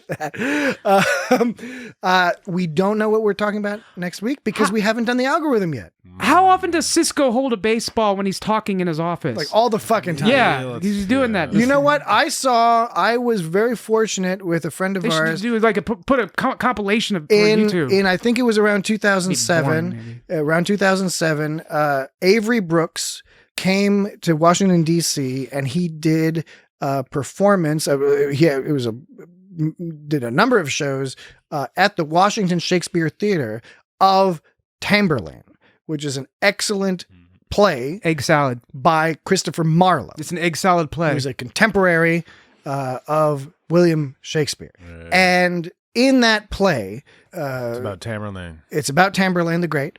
And Avery Brooks, the whole play, holding a baseball. No shit. Yeah. That's amazing. It was. That's remarkable. It was somewhat anachronistic. But it was worth remarking upon. It was It remarkable. was somewhat anachronistic It given was able given to be the- remarked. when the play was Hey, but you know, taking place. But sometimes you got to be when you want to make a point. Exactly. All right, Like so- in that what is that Night movie with Heath Ledger where they're playing like modern pop tunes? yeah, A Knight's Tale. Yeah, Knight's Tale.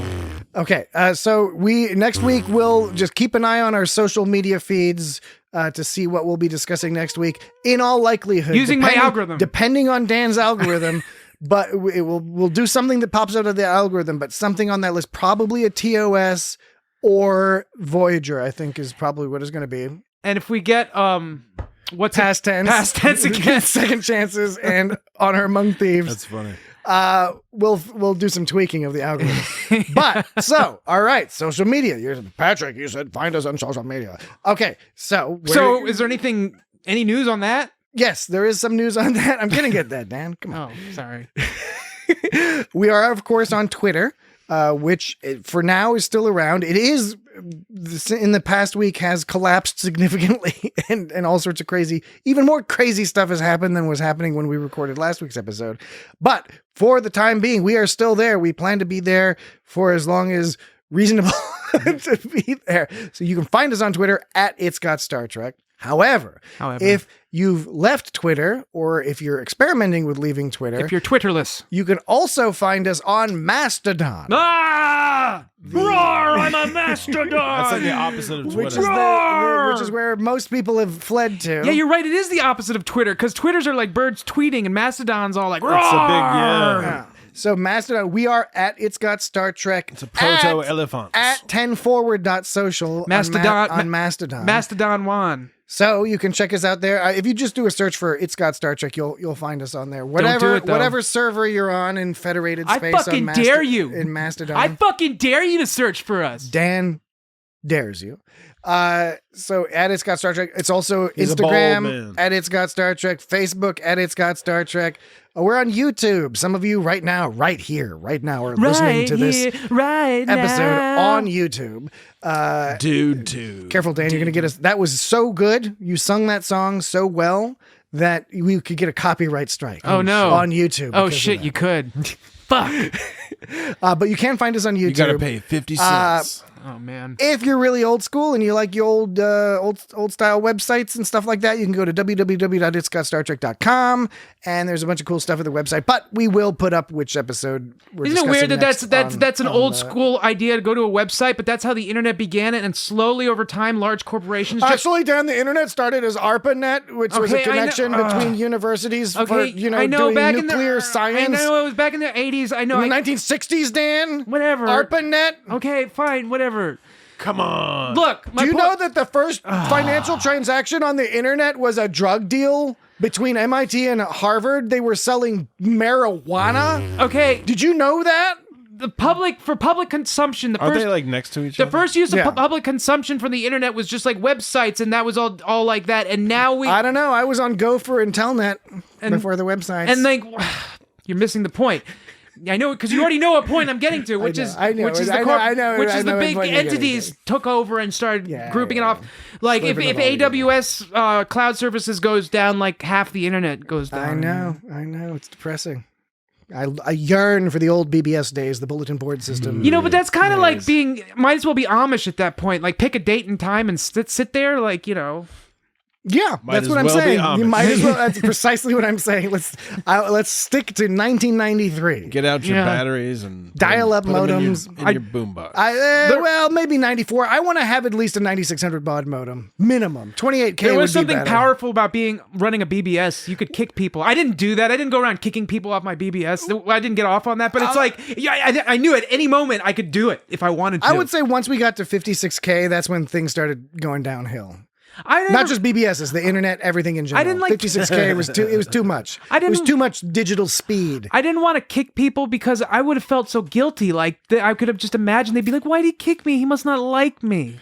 Yes. Okay. So 56. They couldn't even utilize most of the 56K stuff. I know. Yeah, it's the same thing with the 384K above the 640K base memory. You know, like it was like, I got a meg of RAM. It's like, no, you don't. You got 640K. What are you guys talking about? Like some programs can use that Tachyon extended streams, 384K. subspace. Some programs. Verizon Fios is always trying to push me on the 1 gigabyte plan, but it's like, I don't know that You don't you need don't that. use that, like, unless you're using a million devices at once. But it's not like most places send you information at that speed. Unless you want to do Bitcoin mining, and by the way, that's another thing that's not working out so well right now out in the world. So Well, we'll some see. people see it as an opportunity. So Absolutely. So we hope you've enjoyed this opportunity to hear us chatter on about Honor Among Thieves, and we definitely hope that you will come back and listen to whatever we chatter about next week. Prattle On, yes. prattling Whatever we on. prattle on about next week. prattle on, Jesse. I hope it's a Prattle good on, one. Patrick. Rattle on, Dan. Excellent. Okay. Excellent. Swing. With that, we shall bid you our weekly adieu. A PP. Watch out for recursive data loops. You'd only get diverted into a backflow.